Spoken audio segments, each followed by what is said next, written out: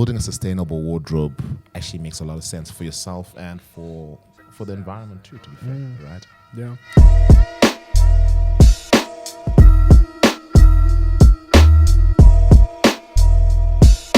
Hey guys, it's Miguel from the Creative Blockman podcast. Welcome back to another episode. Today I have a guest that I've been following on Instagram for quite some time, and we're going to discuss a topic that I never really understood, but as soon as I got introduced to it and exposed to it, I was like, damn, this is really, really cool. And it just makes a lot of sense, investing and purchasing the clothing. I gave it away a little bit, guys. But today we have none other than Palmer from Button Brothers Tailoring. Welcome, bro. As I always say to all my guests, thank you very much. I really do appreciate this. I need to make a t-shirt or something that says like something about value, because I have this thing where I'm always like, I know this is going to add more value to my platform than it would to yours. And I think we're getting to a stage where we could maybe, it's like trading value now. Yeah. So yeah, thank you. I really do appreciate this, because I know that, as they say, the whole thing is time is money. And not just that, I think time is just valuable. So I really appreciate the fact that you took time out of your day, welcomed us into your space, and just gonna sit down and talk things all fine garments. You're welcome, bro. You're welcome. Thank you for coming through. Thank you, dude. So tell me, who are you? What is it that you do? Just a short little snippet so the guests can get an understanding of who is the man. Yeah, sure. My name is Palmer Mutandwa. I'm a co-founder of this business called Button Brothers Tailoring. We started this business in 2014 in Australia, and then I moved to South Africa in 2019. Look, it's a long story, and I'm sure we'll get some information on it as we go. But that's basically the long and short. I've been here now 5 years running Button Brothers, and we do tailored garments. Okay, interesting. So as any business, people always think, I'm sure, like, oh wow, he makes like nice suits and like it must just be so amazing. I'm sure there's challenges in any business. It's just the way it is. That's life. We had a conversation earlier. We were just speaking about life in general and stuff like that. So the first thing I would like to ask, and think I would like to kind of understand, is take us through a day in your life. How does the shop run? Obviously, you don't have to fine details, but take us through a day in the life of a fine garment manufacturer. Look, it's never the same. It's actually quite different through the days, but it could look like I come in the morning, I receive a delivery for fabric from DHL, from Italy, from the UK, where we order most of our fabrics. And then sort of a bit of admin work in the back, and then probably the workshop. I spend a bit of time in the workshop. That's where I work with the team in terms of design, silhouette, customers' orders. We go through them over in the workshop. And then the later half of the day is mainly design. I try to take maybe about an hour or 2 hours later on in the day just to sort of get creative, to look at new designs that we might not be doing, to look at seasons, going into summer, going into winter, what are we going to do? So it's a lot of that sort of creative work that happens later on in the day. And then at the end, yes, in some days you have clients come in for fittings. So they'll come in for their fitting or for a collection. My assistant, who's away at the moment, he's in India. He's gone back home. He's normally here, and he'll attend to them, or I'll attend to them. So it's basically the short and sweet. And you mentioned now, we were speaking about summer and stuff like that. The process in terms of designing a suit, and I guess materials would be a big thing. What is the process different between summer and winter? The process is the same, but our business is it really is more of a spring-summer business. The biggest segment in our business is eventing, so from weddings to events, which normally happen in that later part of the year, so from sort of August, September, and it'll push all the way through till about April, May. So you'll find it's the warmer months where we really do well, and a fabric that we're really known for is linen. We're renowned for linen. We use some of the world's best linen. We use linen from Ireland, from Italy, all these amazing places. So we have really good deals with fabric mills from those places. So the process is the same, but a chunk of our work happens at that time of the year. And we also have different designs and styles, right? So we go from suiting to shirting. We do put out a capsule collection in spring and summer. This is part of it, actually, right behind me. And it's mainly linen. It's really lightweight, beautiful materials, which are great, and they breathe nicely at that time of the year. Oh, that's actually interesting, because I would have thought that it makes sense, what you just said, with summer, spring being the busier months. But I actually would have thought that winter would also be fairly busy, with like your coats and, your trench coats, etc., etc. So I actually learned something today. You know what I think? I think South Africa is an interesting place. I think I always look at it. I look at the time when I spent in Australia. And Australia, winter was a very big season for us, as you're saying. A lot of people would come in for coats and that sort of thing. In South Africa, I think because the season is so short, it only really is called June, July. August, at the end of August, we're coming out of it. Yeah. So I think a lot of people think, I'm going to invest, X amount for 2 months. It doesn't really make sense for them. People who come in the winter are people who travel a lot. So you have business guys who spend time in Europe or in Asia in the winters there. So they'll come and buy coats, and they're happy to spend the money. But most of the time, summer and spring is really the time. And it's funny, I was talking to another designer who's local, and he's got his main business is knitting. They do knitted products, actually very, very popular in South Africa. And he sells most of his stuff in spring and summer as well, which is interesting because a knitted product, you'd think that you'd sell more in winter. Yeah, that would be winter. Yeah. Wow, that's really interesting. But I guess also if, correct me if I'm wrong here, but even a knitted product, if it's like a loose knitted, the air is going to flow through it. Yeah. So it kind of makes sense that, not that it makes sense, but it in a way you can kind of be like, okay, cool. The only reason I'm actually saying that is because I have a knitted pair of shorts, and I was wearing them in December. Yeah, nice. You know what I mean? And this was hot, but in the rain. Well, I mean, luckily I didn't wear them when it was raining. Nice. But yeah, I was wearing them in December, and I was perfectly fine. So it kind of makes sense in a way. When you said one thing that you said, your capsule collections, do you work with other designers, or if you release like a capsule collection, is it solely Button Brothers, or do you ever like pair up with? Yeah, we do. So we've started doing collaborations. We did a collaboration with a lady called Yasmin, she's a great friend of mine. I follow her. Yeah, you follow her. She's great. Yeah, Yasmin for me. Style is crazy. Unreal. Crazy style. And she's super cool. I actually met her, I think 2014 in Cape Town. We were at a fashion show. They used to do a fashion show in Cape Town back in the day, and that's where I met her. We just clicked, and I thought her style was phenomenal. But last year we got the opportunity to do a capsule collection with her. So it's just like, we're open. I think we also like to bring in people who we think are super stylish and are great designers, and then get their take of what Button Brothers is. Right, and I think it opens us up to a wider market. I think it also doesn't stall us in terms of creativity. Then you bring in new energy into the business. So, no, for sure. Yeah, it's just feeding off, like, I guess, different creative processes as well. Different minds. It's always good. Like, I think it's good to pick people's brains. Yeah. Be like, okay, cool. How would you do this, and that? Yeah. And then you kind of just fuse each other's ideas, and that's how you come up with something unique. I think that's a cool thing about working with other people.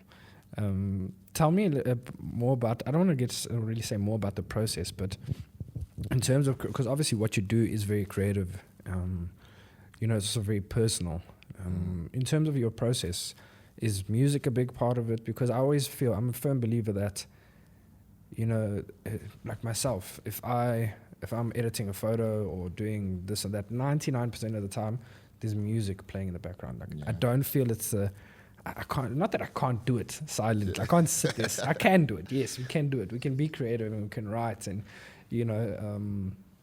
but I just don't enjoy it as much. Yeah. Is that a big thing for you as well, like music or whatever it may be? What other sources of creativity do you incorporate in your process? Bro, I love music. I think I always think music was my first love, to be honest. I think even before fashion, I had this appreciation for music. I think also from a young age, my dad loved music, and he'd always used to play cool stuff, and I always used to enjoy it. And my sisters were also really into music. But yeah, a lot of my creative process personally, especially when I'm sitting alone and I'm trying to, sometimes you go into a rut where you're struggling creatively. I find when I listen to music, particular music too, it allows me to rejuvenate and start to get a bit more creative. I love soul. Teddy Pendergrass is my vibe. I'm a lover boy. Yeah, nice. I'm a lover boy. Ladies, you heard that? Yeah. And I'm single, but I'm joking. And he's single, he's not joking. Yeah, I'm not joking. No, lie, you're not joking. So that I love Fela Kuti, Salif Keita. I love a lot of African music. Oliver Mtukudzi, a lot of South African jazz. I love too. So yeah, bro, it's really, really important for us, and I think you'll find our style sometimes is quite a classic style, which you can envision this like 1940s, 1950s kind of. I picked aesthetic. that up just from your Instagram on its own. Yeah, I'm gonna let you carry on, but yeah. Yeah. So we have that aesthetic, but it flows. I think it actually flows from not only just the garments we like. I think it also flows from the music we listen to. When we start listening to that music and you envision, what it was like at the time, and you start to create, I think that plays a big role in the creativity and the process. So you'd say that time, that era of fashion, you'd say that's also not kind of important. It is important it's really important in your process. Let's say. I think it's really important. I think it's really important, and I think what I like the most about what's happening right now is the world is going back there. If you look globally at what's happening, you look at, for example, all the girls wearing these like wide leg suits, these sort of loose kind of cut suits, inspired by YSL, for example. That was, I think, the 80s and 70s. So we're in this space where, and even if you look at the Met Gala, the theme was I don't know what theme. What is it? It was I'd be lying to you if I told you. It was dandyism. Sorry, it was dandyism. Okay. That's the world we've been living in that world for a very long time, but it felt like the world has come to us now. The world is really sort of appreciating us for what we do, and it's our time to shine. And you'll find a lot of people who don't normally wear suits are coming to us, and they're trying to order suits, and they're coming with their pictures and saying, I want to look like this, So yeah, it's super interesting. Because at a stage you could kind of say, maybe a couple of years ago, it was very like, we're pushing very futuristic.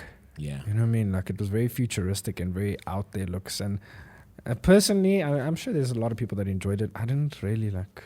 Yeah. I wouldn't classify myself as a style icon or whatever, but I just didn't really enjoy it. It's not something that I looked at and I was like, oh, I like that super bright silver random Balenciaga jacket. Thank you, Calvin. You brought us waters. You're so kind. Nice. You can get in the shot. This podcast is very chilled. Don't act all formal. Come here. We should get him in a suit. We should. We should. Yeah. I actually wanted to. Oh, thanks, bro. What's going on there? Camera went off there. I wanted to wear a suit today, but then I was like, no. It's a lot. No, it isn't a lot. I'll be honest. I didn't want to wear a suit, and you're gonna be like, that doesn't look good. So I was like, let me not take it. And I would have judged you. I would have come and fought the fabric. I know you would have. This is not the one. As you should. And I would have sold you a suit same time. Probably. That's why I was like, no, let me not. But as you should, because I feel like I don't really see it as judgment and stuff like that. It's more like, you know what, let me help you. Yeah. Let me get you into something that you're going to be proud of wearing. It's like I said earlier, it was my brother's, we'll talk about it again, it was my brother-in-law's wedding, and we had suits tailored for the wedding.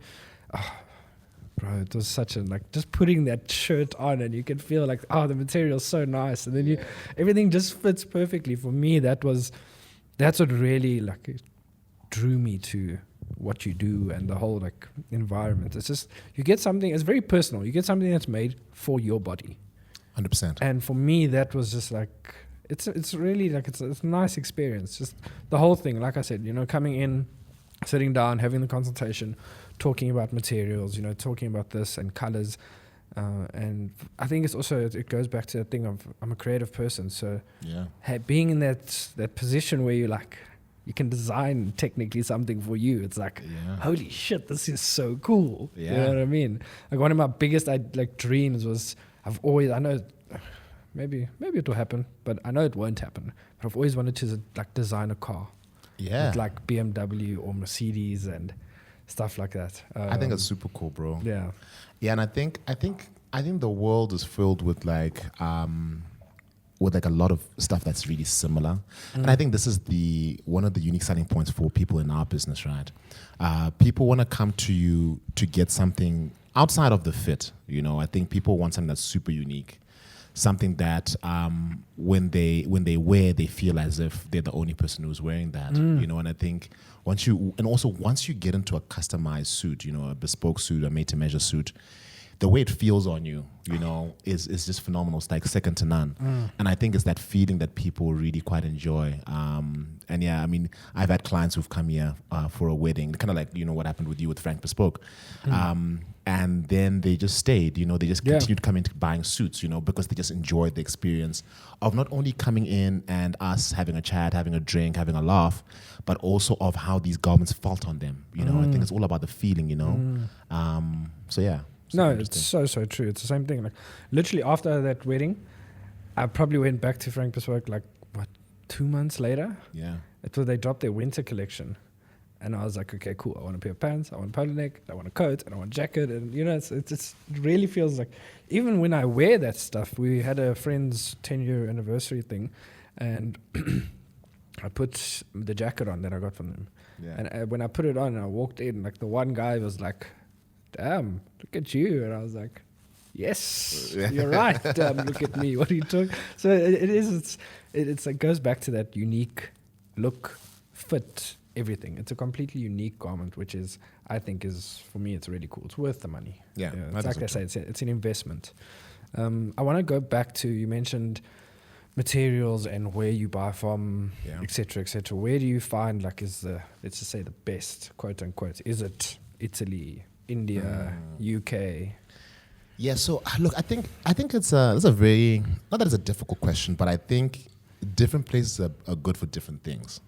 I wouldn't necessarily say any place is the best at XYZ. You know, I don't think that's possible. But for example, I think the Irish make the best linen. You know, they do really cool linen, which I personally enjoy because it's quite so. One of my most favorite mills is called Baird McNutt. They're from Ireland. Okay. And they do this really beautiful, it's a slightly heavier weight linen, so we use it a lot for our suiting. But the way it feels, it's crisp. It creates these long, deep creases as opposed to like a lot of little creases, you know. So I love them.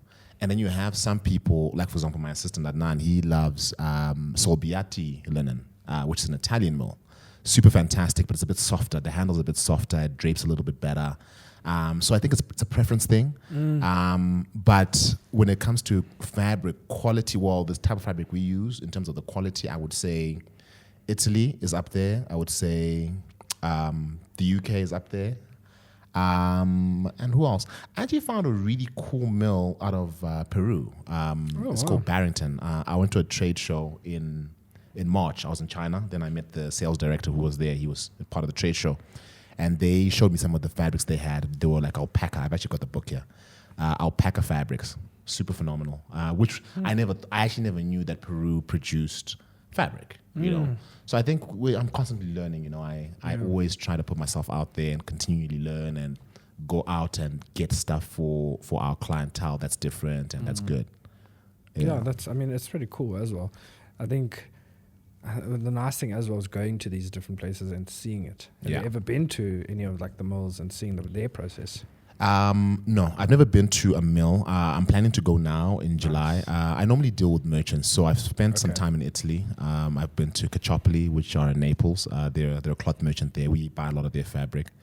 I've been to a merchant in Thailand. I'm actually part of the business I'm a distributor for Africa. It's called Capra. Nice. Okay. So I've been to that merchant there. But no, I've never really been to a mill. Although in Japan, I went to Japan in March when I did that long trip. And I went to a really cool denim weaver. So I saw the whole process where they were weaving the denim fabric. And that was kind of cool. Yeah, it's like part of the story. You can also bring that back and be like, hey guys, I actually saw it was made like this, this, and this. Yeah. It's also a cool thing to tell clients, I guess. Yeah. You know, show them pictures, etc., etc. 100%. It's really, really, really cool, actually. Yeah. Tell me now, what is your favorite in terms of like style? What is your go-to outfit? What do you enjoy? You can wear any day. Like I said, with me and food, it's a burger. I can eat a burger any day. Yes. We're going to get on the burgers now as well soon. Sorry, guys. Today's episode is actually going to be a bit shorter, first of all. Secondly, we're going to review the burgers mid-podcast, not at the end.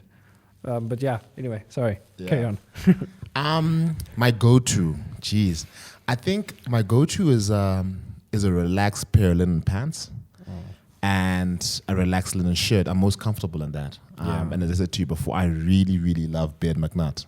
And they do the best linen. So I really enjoy, I got a lot of pants from them, or from the fabric from Beard McNutt. So I wear a lot of those. I really quite enjoy them.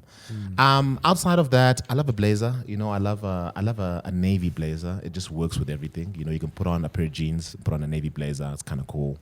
You can put on a linen pants with a navy blazer. It's kind of cool. So I think every man should have a navy blazer. You know, I think it's highly important. Okay. Yeah, those are sort of my things. I'm a really simple guy also. You know, I think I love dressing up. I love to look good, but I also believe there's power in simplicity. You know, so yeah, keep it, like they say, KISS. Keep it simple, stupid. Yeah, Simple as that. Just keep it simple. Don't try too hard. Yeah. And I think a lot of guys get confused, and then they try too hard, then it just doesn't work out for them. I think a lot of guys just need to like take a step back and just like keep it simple. You know. Yeah, that's to be honest. That's been something I've been trying to do in my personal wardrobe. Instead of having like so many different types of t-shirts, I just want like 3 or 4 that are really good, well made. You know, you can wear it with whatever. You know, like 3 or 4 pairs of pants that you know are good. Yeah. But at the same time, I'm also the type of person like, oh, I look at it, I'm like, it's so nice. I want that. And so I guess it's also that consumerism. And you know what's today's modern day. Sorry to cut you off. And you know what? I just got this idea in my head. I actually had a conversation with someone. And I mean, I'm only raising this because you and I are a similar age. I think guys our age also, we're struggling with that transition. Because, you know, you sort of could be the cool guy at like 19 into university 20s. And then some guys haven't like evolved from that point in terms of their style. Right, they've just continued wearing like this kind of hip hop cool style, whatever it is. So I think there's this middle place, and I think this is what we're trying to do as a brand. Also, we're trying to fill that gap of transition. You know, guys in their 30s, you're now becoming a big person, an old person. I'm very young, by the way. Yeah. But I get you. A mature person. Maybe, mature. Maybe that's the word. Fine wine. Yeah. But we're really trying to now fill that gap. You know, you got brands like Amy Leon Dore, you know, they're super cool. Kith, you know, and I think they're filling that gap really nicely overseas, you know. But I don't think there's a brand in South Africa that's really filling that gap in a way that's like, okay, I want to wear this. I think this is super cool, and I still look dignified. You know what I mean? I don't know if that makes sense. You know what I mean? Like, no, I get you. I'm not gonna go wearing like, I don't know, dressed like, I don't know, some of these American rappers. You know what I mean? Like, it's not going to work now. But at the same time, sorry to cut you off, I think at the same time, it's like you also don't want to wear a full tuxedo every day. 100%. You know what I mean? So I get where you're coming. You really, if you can hit that sweet spot, I think that's we kind of relate in that sense, because I'm also like, I can't wear, with my day job, I can't wear a suit every day. But but regardless, it's when I do get the opportunity, I look at, like now in my wardrobe, it's like either I'm going to wear something fairly casual, but still smart, or I'm going to have to wear a suit. And it's like, I don't have that middle ground that we're speaking of. You know what I mean? So I think that is important. I think, you know, with aging and stuff like that, are you a believer? Like, for me, one of my biggest fears, guys, I don't want to be that old man that wears the, you know what I'm talking about. Yeah, I know exactly what I'm talking about. I don't want to become that old man. I still want to wear sneakers. How do you feel about that? Like, why do you think it happens actually? Like, why do people go and, like, why does your style completely disintegrate as you age? I don't know. I think maybe people have other priorities, then they just maybe don't spend as much money on clothes. I don't know. And it doesn't have to be expensive though, bro. Like, think about it. Let's be honest. But I guess maybe these people just don't care. I don't know. It's so weird. But I'm like you. That's my biggest fear. And I've got a nephew. I've got a nephew who's 23. His name is Daryl. And you know, Daryl's a super cool dude. And of course, if I ever like went down that way, he'd make like fun of me all day, every day. Yeah, and I can't afford that. You know? Keep it up, Daryl. You're doing the right thing. Daryl is on my case. So because of that, I have to maintain some level of cool, you know. But yeah, no, I'm so scared of that. I never want to be that guy. Guys. That and like getting a big belly. Oh. You know, got small mkaba, but it must just stay small. You're managing it though. You know what I mean? Like, let's just say that's also me. Like, it's the burgers though. Yeah, it's the burgers. 100% it's the burgers. Oh, yeah. Hey man, it is what it is. You're good, bro. You're good. You know the pronounced ones. You know those like. Yeah. I think it's the difference. Like, you can see it. Like, I have a cousin. I'm not gonna say his name. but he's quite a bit older. But you can see he's got like a sugar boop. You know what I mean? Like he's a skinny guy, and then a little. He's got. I'm like, yo. Every time I see him, I'm like, hello, how you doing? It's kind of fun. Yeah. That's one of my biggest fears. Yo, guys, aging like that. But the girls like it though. Apparently, it associates you with wealth in Africa. Yeah. That's a given. But I think it's 2025, guys. It's 2025. Look at Patrice Motsepe. That man does not have a boop. Yeah. Well, not that I've like seen him like that, but he's like a fairly normally built guy, and he's got a lot of money. Yeah. So what would you say, like for someone like myself, right? I'm struggling with finding that middle ground. What advice would you give me to find like and build that timeless like wardrobe? I think the first thing I would recommend is figure out an aesthetic. Figure out not only a style, but an aesthetic, like a color palette, right? Like, for example, myself. And my friends always make fun of me. I wear black, navy, brown, beige, and maybe cream. Those are and white. But those are the main colors that I have. But within those colors, I'm able to mix and match everything that I have, right? So I don't necessarily have to buy a lot now, right? I can always mix and match all those colors together, which is quite nice. Yeah, you can work with what you have. You know what I mean? So that's the first thing. And then just really well-fitting stuff, right? Once you have a really beautiful pair of well-fitting pants, then you're good. You know what I mean? You have 2 or 3 of those, you're ready to go. Nice pair of jeans, you have 1 or 2 of them, you're good to go. And shoes are very important. Yeah. Do your sneakers, but also I think you can incorporate like smart casual shoes, like a loafer, like a penny loafer could be cool. Yeah. You know what I mean? That you'll be able to wear with a pair of jeans. You can wear with a pair of pants, just in black and brown. That's all you need. So yeah, I think try to keep it as simple as possible. I also struggle with when I have a lot of clothes in my wardrobe, I don't know what to wear. I get so confused. So I'm sure you go to the how do I say it now? Like you're tried and trusted. You end up going to the same pair of pants, like because this is good. I like it, fits good, and you keep taking that pair. 100%. Yeah. And I think at the end of the day, as much as I want to sell a lot of clothes, it's part of the business. But I think building a sustainable wardrobe actually makes a lot of sense for yourself and for the environment too. To be fair, right? Yeah. And I think also just for your, I don't want to say mental health because that's a bit hectic, but it's just easier to choose. Yeah. You know what I mean? You look at your wardrobe, you're like, boom, boom, boom, this. I've kind of done it with work, for instance. Like, I've just set my wardrobe for work. Like, this is what I wear every day. It's going to look the same. I have 2 or 3 different, if it's a chino shirt or if it's a pair of chino pants, I've got 2 or 3 different pair of chinos, blah, blah, blah. And quickly grab, get dressed, get out of there. You know what I mean? So I think that also helps in that sense. It just makes sure, and you're always going to look good. If you 100%. build those good foundations, if you want to call it, you're always going to look good. Yeah. You can put on whatever it is that you take from this wardrobe. 100%. And it's like, this is going to look good. You don't even have to think of, let me check in the mirror. Oh, no, the pants don't look good. No.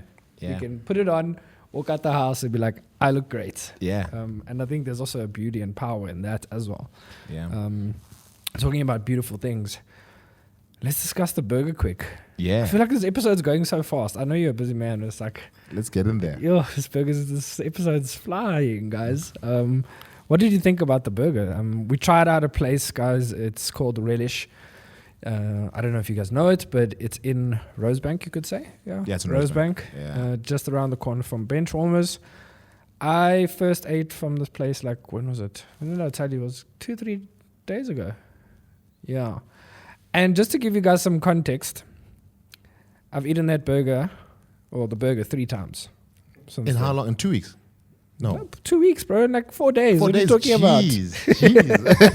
about? 4 days. You love it, yeah. I love burgers. So, but what did you think? What do you think of the burger? I enjoyed it. It was beautiful. It was nice. It was quite nice. But as I said to you in the back, I've had better. Of course. I would give it maybe a 6 out of 10. Okay. 6 out of 10 for me. Yeah. What do you think? Like, set it back. What was it?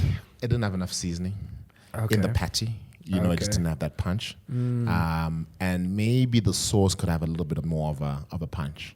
Okay. We were discussing that at the place that I was telling you about. I won't say on the podcast. But I feel like the patty had so much flavor. Like the whole thing, this was just coming through quite nicely.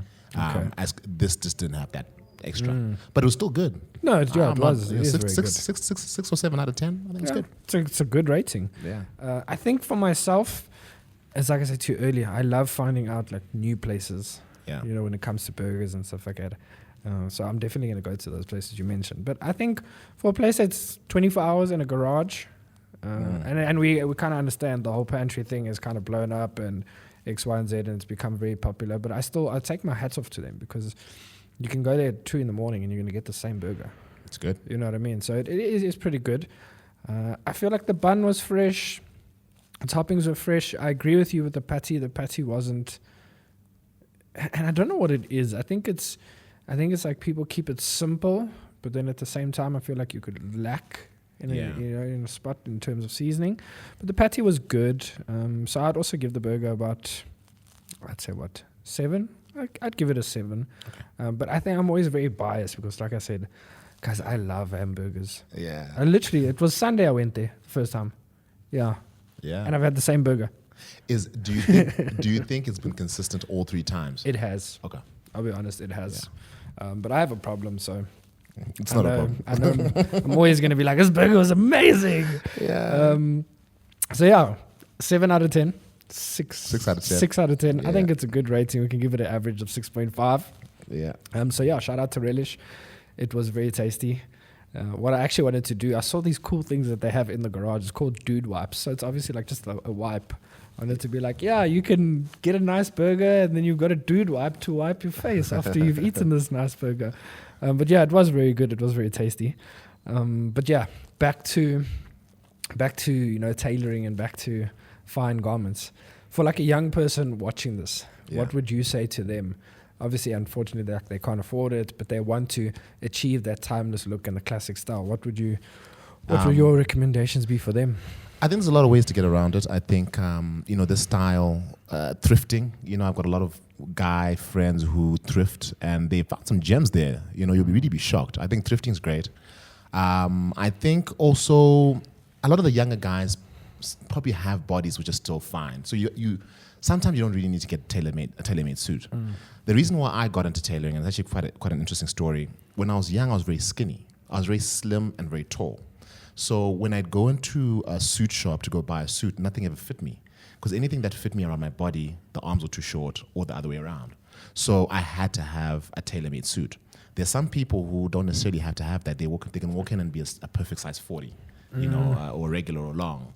Yeah. So, check out some brands out there which are not as pricey, but, maybe take it to a tailor. They can tailor it in for you. But I think what's important is just the style for a younger guy. You know what I mean? Getting yourself into the game. And then as you start to make more money, you can come to a guy like me and then start to understand fabric. And then we can sort of start taking you through that process. But I think it's a journey, I think you just don't dive in. I think you sort of take baby steps and then you I think you hit the nail on the head there, because something I've also learned, like you can go buy a pair of chinos from anywhere, right? A cheap pair of chinos, but if you just take it to the tailor and get it tailored to fit you, it's going to cost you a little bit more. But at the end of the day, okay, unless you're going to grow quite a lot, then I wouldn't recommend doing it. Or if you eat a lot of burgers like me, you might pick up a bit of weight. So even then, But if you take it and you just get it tailored, it's already like that simple pair of 400, 500 Rand pair of chinos or whatever it is. It elevates them to like a completely different level. 100%. You know what I mean? So I think that's also a big thing, that, like you said, the tailoring. If you just take it to a tailor, yes, it's buy the pair of pants, I think, this month. Next month, take it to the tailor. Yeah. You know what I mean? Baby steps, as you said, you get into it. And where can people find you, like on socials and stuff like that? Yeah, so we're on Instagram, just Button Brothers on Instagram. Our website is buttonbrothers.com. Those are sort of the main places you can catch us. Our phone number's on the internet. You can give us a shout, give us a call if you want to set up an appointment with us. We only operate by appointment, by the way. Our ready-to-wear collection is online, so you can order it from our website, just buttonbrothers.com. And you're obviously going to be dropping your summer collection when this airs. Yeah. Hopefully. Yeah. Okay. And anything exciting that you'd like to share with people? So I mean, as I said to you before, spring and summer is a great time for us, and every year we launch a spring-summer capsule collection, we'll be doing that again this year. The capsule collection will be available made to measure, which is you come in and you sort of see a suit you like and we can make it for you in your measurements. And then we will have some ready-to-wear pieces as well, which is going to be interesting. Some cool caps, some cool hats we're working on. Some really cool stuff. Also working on a shoe project. That's cool. Which is a first for us. Summer shoes in the form of espadrilles. Also working on just like formal shoes for your tux or whatever it is. So, yeah, it's gonna be an exciting summer. Nice. Yeah. It's exciting. It's definitely something you guys should look out for.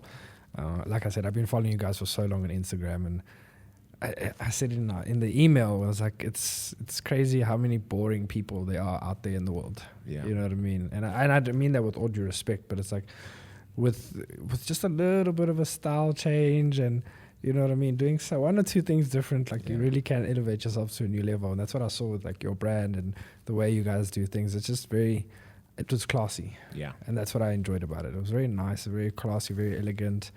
You could feel that old school, like, style and stuff like that. But then again, just be yourselves, guys, at the end of the day.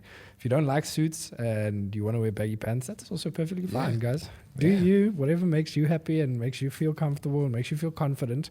Because I do feel that clothing is, a way to, I wouldn't say, you could say boost your confidence in a way. You put on a nice garment and, you can feel like, I look good today. Walk out the house with a bit of a smile, Yeah, I mean, even for us, when we started, that was one of the main things for us. We wanted to ensure that you feel your best as a man. When you walk into that interview, when you walk up on the aisle, when about to get married, you've got that confidence. And clothes really do that for you, So it feels like a second skin. And I think some people don't realize how much clothes affect how you feel, right? So definitely that's what we try to achieve here. Awesome. Yeah. Thank you, bro. I appreciate this. I know you're a busy man. You've got another appointment to go attend. So yeah, sure. Thank you very much for just taking this time. I really do appreciate it. And hopefully one day myself and Katie can come in and choose some fabrics and make something cool and something dope. And maybe we can have, a bit of a longer sit down and like a nice good chat. We'll have a whiskey next time. Well, I was about to say, you see the tray behind me, guys? There's some whiskey there. Yeah, I really would like to, sit down a little bit longer with you and just pick your brain and just take this conversation a little bit further. Yeah, sweet. But thank you, bro. I really do appreciate it. Thanks for having me. Thank you guys as well. Like I said, this is going to be a bit of a shorter episode, but at least we got it out. That was the main thing. I wanted to get something out for you guys. I really wanted to have this conversation. It is a topic that really excites me, and it's really truly a creative process, believe it or not. So please subscribe, share, like, dislike. It's also okay. I'm fine with that as well. It doesn't matter. Comment down below. Do all the good things, please. And thank you guys. Tune into the next one. We'll see you. Cheers. Sweet. Awesome. Thank you, guys. That was nice.